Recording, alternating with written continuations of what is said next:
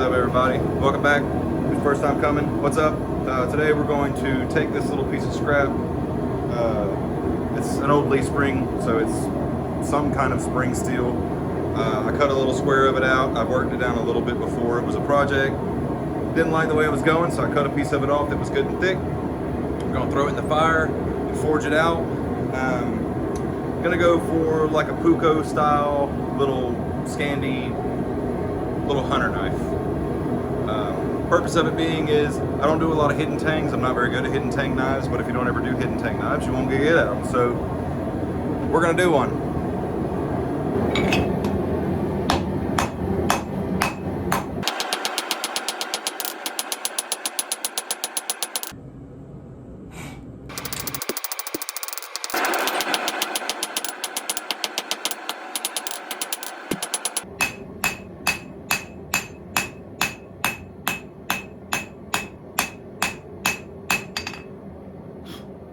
So what I'm doing here, because it's a leaf spring and I have no idea what it did in its previous life, I like to forge it down, upset it and dress it, and upset it and dress it a few times before I start using pins or things like that to see if it's going to form any surface cracks, because as it cools you can almost watch them open up.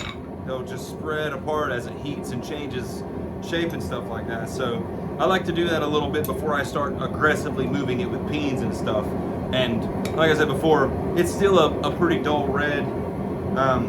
The sun is literally right here, so you know you have to say that in the videos, or the YouTube keyboard mastersmiths will freak out and talk all kind of stuff. So you know you have to say things because people yell at me.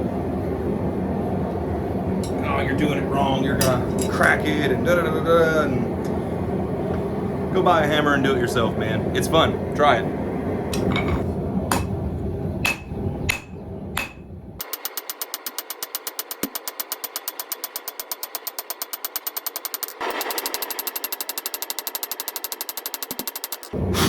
Okay, so I've got it drawn down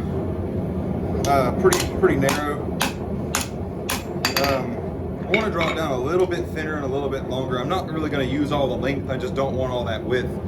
I'm going for maybe 1.25 inches wide blade, 3.5, 4 inches length, little bit of a ricasso, and then hidden tang. Typically, Pukkos don't really have a lot of a ricasso from the ones that I've seen, but I'm not very good at doing hidden tang, so I want to give myself a little bit of a ricasso area. That way I can kind of file in and have a little bit of play to get the fit up nice for not, I'm not going to say just in case I mess it up, for when I mess it up.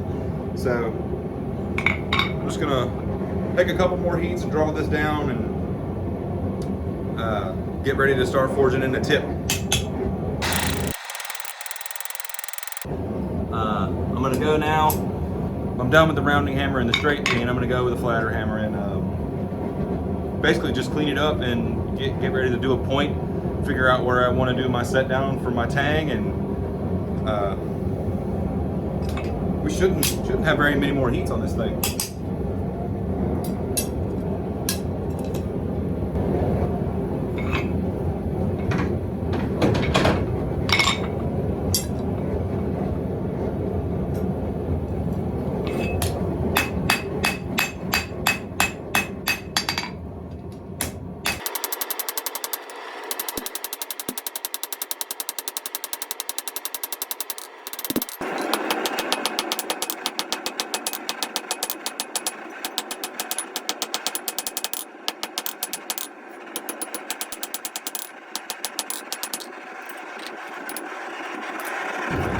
So I had to stop while I was forging the tip. I got a little bit of a crack showing up. It doesn't go all the way through. It's just like right here on the edge on this side of the flat. It's just a little chunk, so I'm gonna throw it in the vise and clean that up with the angle grinder real quick before we forge it in. It's I don't know. I thought it was scale at first because it's so thin, but I can't even see it. But it's there. I saw it when it was hot, so I'm gonna throw that in the vise real quick, knock that off, and then while it's cool, I'm probably just gonna do a couple thermal cycles right now to check for more cracks. While it's cooled off, I'm gonna probably take some measurements and do a little bit closer of a design, but we're gonna go for about right here, 3.5, 4 inch blade, drop this down and do a little hidden tang.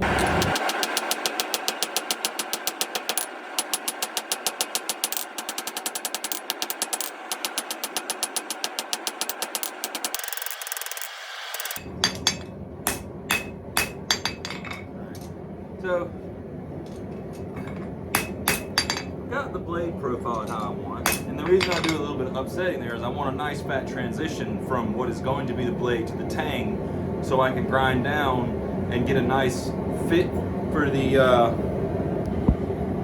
transition from the metal to handle material, also leaving me enough, you know, girth to the tang to where it's not going to be a little tiny fragile stick thing. I want the tang to be about 1/8 of an inch shy of the actual width of the blade, almost like a tanto would be. You know, I want it to be durable.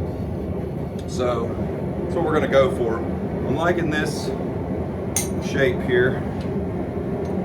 It's coming along nice. I've got a good distal taper forged into it. I left it super thick, like I said, and hot, where it's going to transition from the ricasso into the tang. It's nice and thick there. So I'm going to forge down the blade a little bit more, do a couple planishing heats, low dull red heats, and start thermal cycles, and get ready to start shaping the tang. Okay, so this is what we got off out of the forge. I took the flap disc and kind of cleaned up the edge where that crack I saw earlier was. It's gone. It was pretty much forge scale. It might have been a crack. I was nervous about it, so I stopped. But that's what we got. I was gonna taper the tang down and do almost like a pressure fit or whatever like that, but I think what I'm gonna do is just notch in the tang with a grinder and do it to where I can get a really good fit up, because I've got a pretty good thickness in the ricasso area where it's gonna be. I'm gonna clean off the forge scale. It's forged pretty clean. I took a 2 real low heats and kind of planished it, cleaned it up, but I'm gonna knock off the forge scale, make sure everything's nice and flat, take a little Sharpie and some stencils and stuff like that, and try to figure out about where I want the profile to be and stuff like that. And we'll probably profile the rest of the way on the grinder. I did about 6 or 7 thermal cycles, you know, while planishing. After each heat or whatever, I let it cool to a black and looked at it, and then, you know, did another planishing heat. So before we quench, I'll have to do maybe 2 or 3 more just to be on the safe side. But that's what we got so far. I'm going to show you what I got planned for handle material and get it cleaned up and get it pretty close to being finished. It's pretty close, so I like it a lot. It feels good in the hand already. I've never done a Pukko. I'm really excited about it. I think it's going to be cool.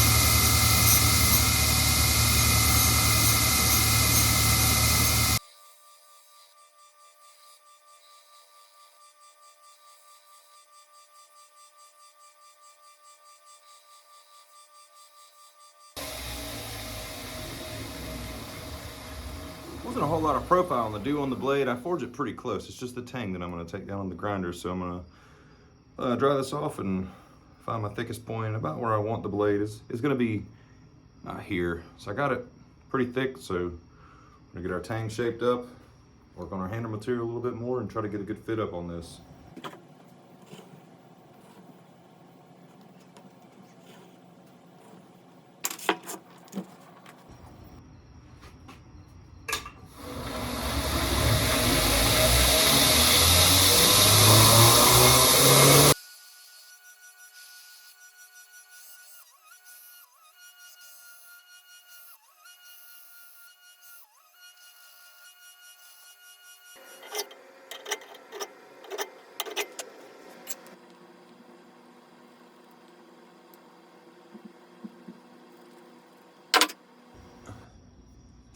Sorry about the light, but getting this, what's gonna be the bolster marked up, and I'm gonna drill to the inside of these lines just for the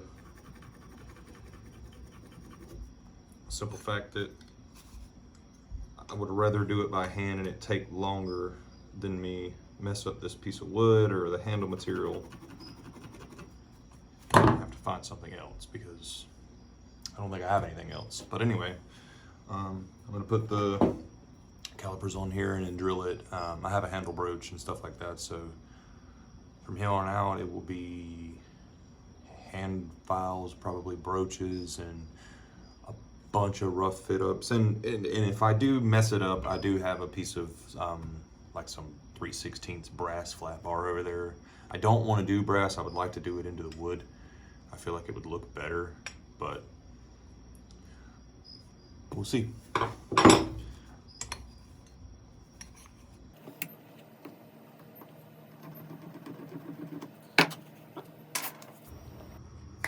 Okay.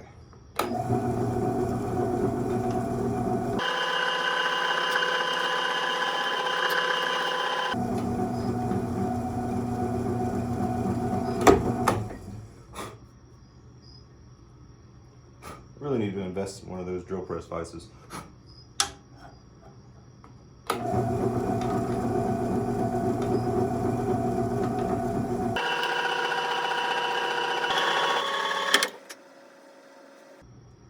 It cracked. Super. So, that sucks. We'll figure something else out.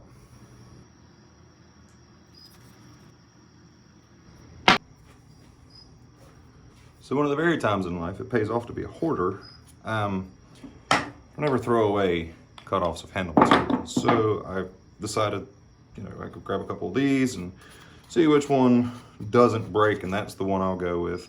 I cracked 2 pieces of African blackwood. I even tried putting the wood underneath them. I tried tape, everything. It just, I guess the cross grain of it being such a thin piece, wasn't having it, wasn't meant to be. So I got this piece of spalted maple that was stabilized, and it drilled beautifully.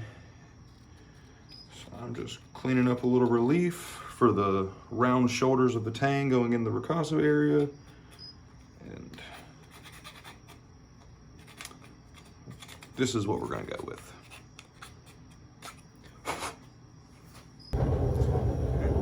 It's getting pretty late at night. We got the tang roughed in on that little green piece of wood. Fitting to pop the maker's mark in it, do some thermal cycles, and then heat treat it.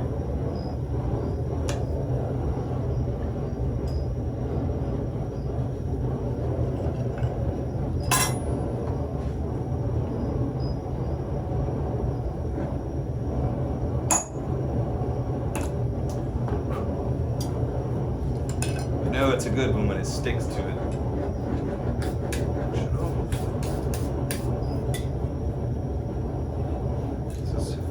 Try not to twist the tang while I'm brushing it.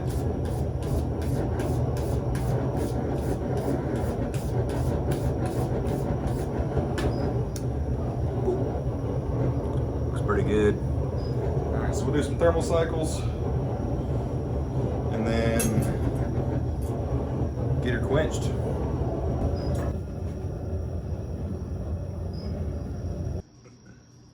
All right, so I'm gonna round the video off here. I had a pretty good layer of decarb on it. I went back and forth arguing with myself whether or not I felt like the heat treat took, but I took it to the grinder, cleaned off the forge scale and stuff like that. Took down the edge and stuff like that. Got it, through what I figured would be a layer of decarb, but this little file is skating pretty good. I think what it was is I was using this big super rough cut file and it felt like it was biting, but it actually wasn't. It was just on the hard corners of it or whatever. So I knocked those down on the belt grinder and got me a smooth surface to look at. And I've been throwing a triangle file, round files, all kind of stuff on it. it seemed to have took the heat treat pretty well. So we're gonna go in the temper. I'll do 400 degrees Fahrenheit. I'll do 2 hours. Check the temper colors. If it's a little bit darker than, you know, that light straw color that I'm gonna go for, I'll probably bump the second one down to about 375 for 2 hours. But yeah, so we'll throw this video together or whatever. I'm trying to become more active on the YouTube channel. Had a little bit of interest in the shorts and stuff like that, but I don't really like doing the shorts. More of like a, I do this to learn, and if you learn from my mistakes, or through my process of figuring stuff out, and you can do it, or just you enjoy watching knife make videos, whatever the case may be, that's why I do it. So I'm gonna throw this video up. The second part will be super simple. It'll be just the handle working and stuff like that. But this is me learning how to do hidden tangs the correct way, the better way, the more in-depth, you know, not, you know, shooting through it as fast as possible just for the sake of doing it. But yeah, that's what we got. Appreciate y'all.